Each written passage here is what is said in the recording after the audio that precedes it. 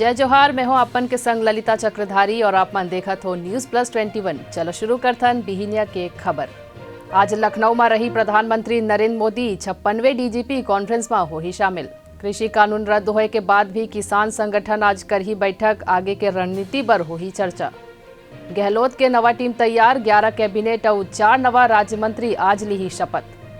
Bharat New Zealand के बीच तीसरा T20 match आज कोलकाता में हुई। छत्तीसगढ़ में अब राज्य बिजली कंपनी कर्मचारी मन के महंगाई भत्ता 3% बढ़ी, 9,000 रुपए बोनस भी मिली।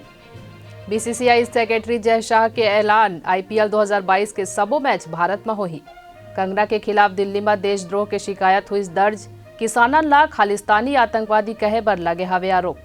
एलन मस्क के कंपनी अब भारत में घलो दी नौकरी, देश में जल्द शुरू कर ही सैटेलाइट इंटरनेट सर्विस। कृषि कानून के खिलाफ आंदोलन में मरे वाले किसानन के परिवार ला 3-3 लाख रुपए दी तेलंगाना सरकार।